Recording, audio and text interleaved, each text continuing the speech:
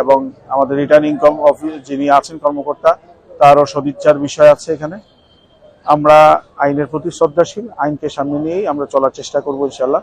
আর সিলেটের জনগণ আমাদের পূর্ব পরিচিত, সিলেটের জনগণ আমাদের একই পরিবারের মানুষ। সিলেটের জনগণ আমাদেরকে গ্রহণ করবে, এটাই আমাদের প্রত্যাশা। ইসলামের পক্ষে সিলেটের জনগণ সবসময় ছিল, থাকবে ইনশাআল্লাহ।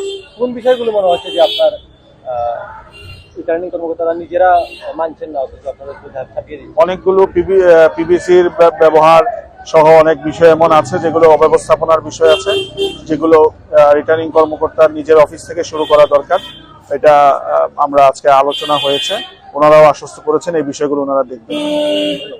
এখানে অনেক অব্যবস্থাপনার বিষয়টা আমাদের সামনে আসতেছে। এমত অবস্থায় একটি সুশৃঙ্খল সুন্দর নির্বাচন উপহার দিতে পারবেন কিনা সেটা একটা শঙ্কার বিষয়। আর নির্বাচনের ফলাফলের বিষয়ে আমরা আশাবাদী। ইনশাআল্লাহ এই সিলেটের জনগণ আমাদেরকে আগে থেকেই চেনেন এবং সিলেটের জনগণ আমাদেরকে ভালোবাসেন। পীর সাহেব চরমোনাইয়ের পক্ষে থাকবেন, ইসলামের পক্ষে থাকবেন, এটাই আমাদের প্রত্যাশা ইনশাআল্লাহ।